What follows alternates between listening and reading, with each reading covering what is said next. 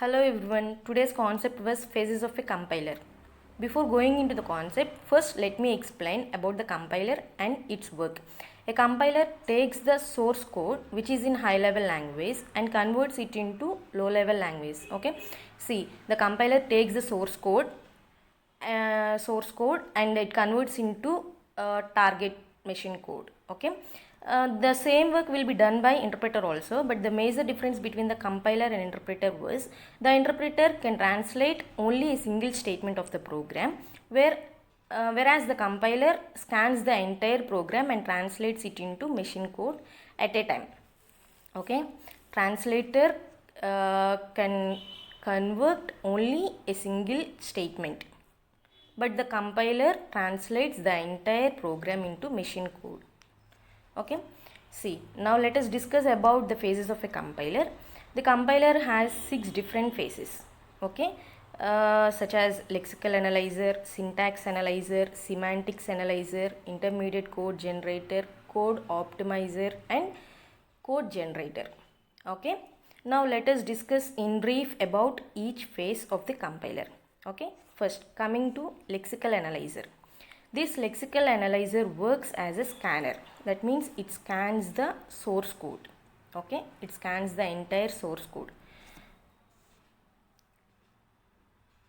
Okay, lexical analyzer scans the source code as a stream of characters and converts it into meaningful words, which is called as lexemes or tokens. The words which was scanned by the lexical analyzer are treated as lexemes or tokens. Okay, now coming to syntax analyzer. This is also called as parsing. Okay, it takes the tokens produced by the lexical analyzer as input.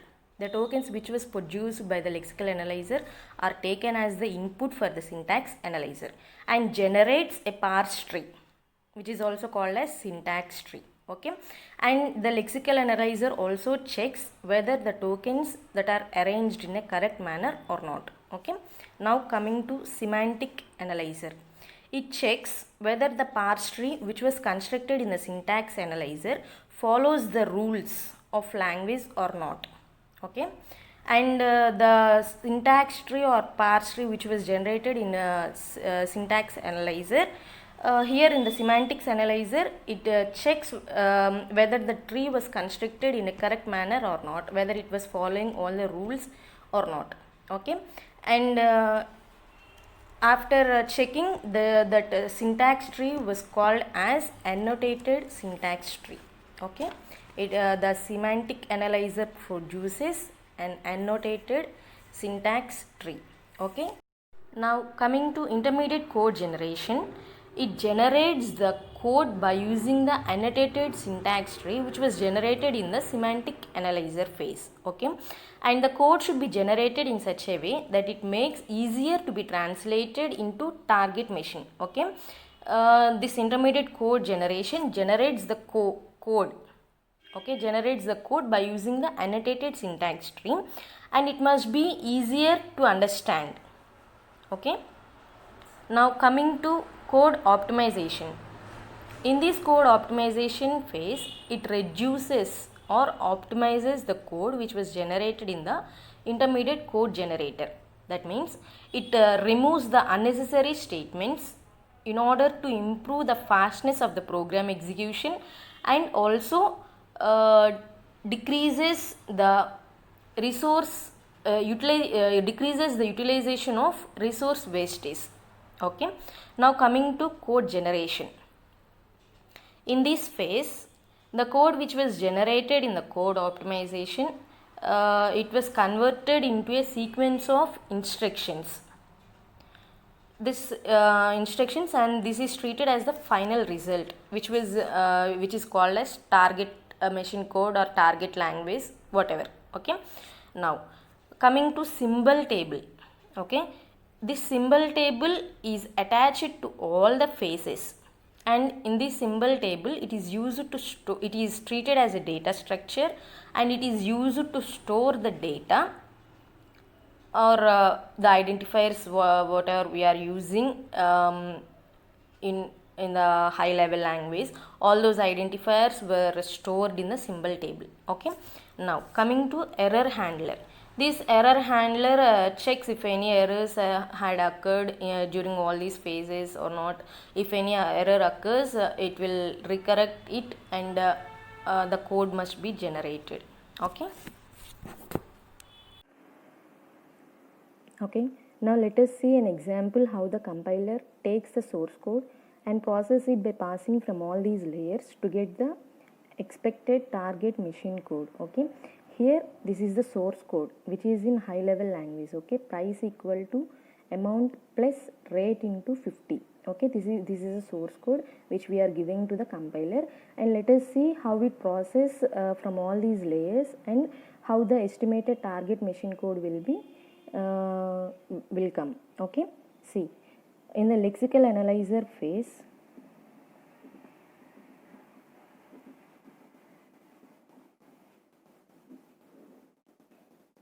see, we have already discussed that in the lexical analyzer phase it scans all the elements which were given in the source code and converted it into identifiers. Okay, and these identifiers are stored in the symbol table. Okay, see, price, this is treated as identifier 1, id 1. Okay, and equal to, this is assignment operator. Assignment operators or any arithmetic operators are treated as same. Okay, see, equal to remains same, and amount is treated as identifier 2. Okay, and plus remains the same, plus rate is treated as identifier 3, star remains the same. Okay, 50 is treated as, it is an integer number, so it is treated as it is. Okay, lexical analyzer scans the entire source code and converts it into identifiers. Okay, and these identifiers are stored in the symbol table. Okay, next, second phase was syntax analyzer.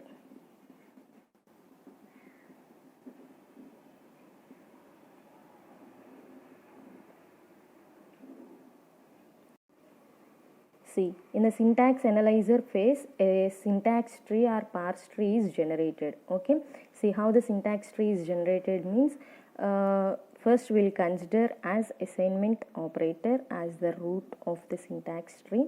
Okay, see, this is the right handed side and left handed side. Left handed side will be considered as one side of the tree, and right handed side will be considered as the second side of the tree. Okay, see, id 1. Okay, next, here we have id2 plus id3 into 50. Okay, so here plus is considered as the root element and id2 as the left child, and we have id3 into star. Okay, so star is considered as the parent, id3 50. Okay. Okay, by using this statement we have produced a syntax tree in the syntax analyzer. And coming to the semantic analyzer,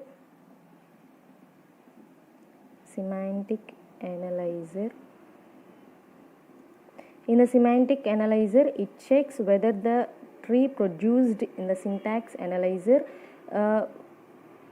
follows the rules and does the tree produced is in correct manner or not. Okay, see, equal to remains the same, there is no change in identifiers, plus remains the same, and there is no change in the identifier 2, star remains the same. Okay, and id3 identifier is also remains the same.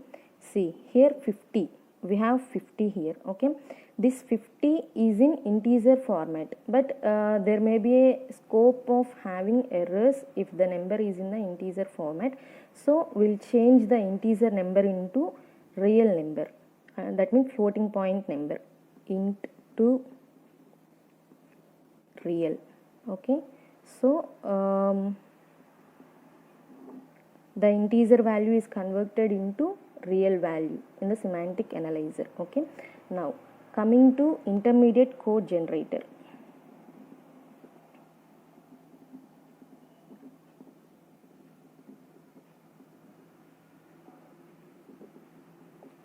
intermediate code generator, the intermediate code will be generated as we have discussed earlier. The code will be generated in the intermediate code generator. Okay, see.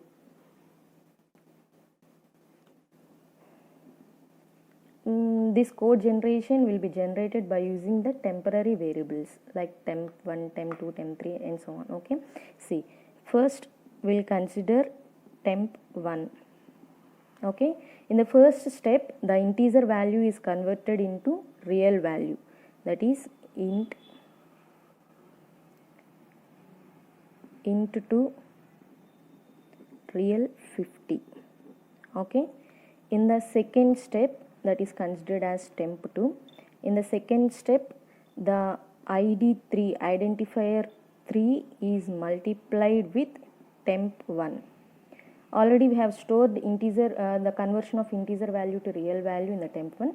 That value will be multiplied with id3 and the result will be saved in the temp2. Okay, again we have taken third temporary variable, and in this third temporary variable id2 is added with temp2. Okay, in this temp2 we have the result of id3 into temp1. This result will be added to id2. Okay, again we are taking the fourth temporary variable. In this fourth temporary variable, the result of id2 plus temp2 will be stored in, which is stored in the temp3, is moved into temp4 variable. Okay, this is intermediate code generator. Okay, next phase is code optimizer.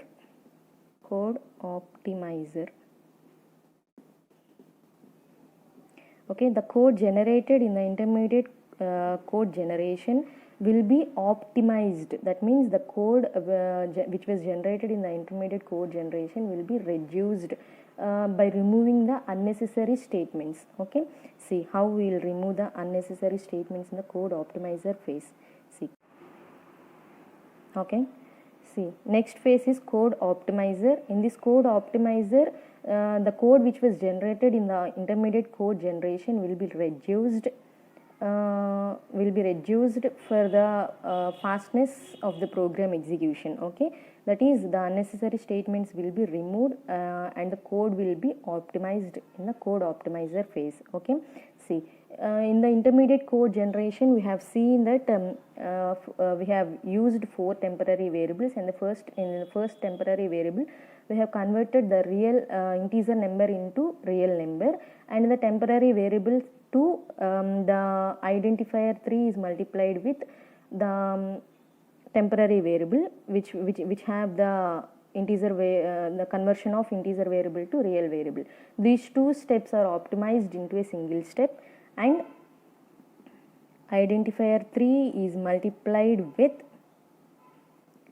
int to real 50. Okay, and in the second step identifier 2 is added to temp1 and the final result will be stored in the temporary variable 2.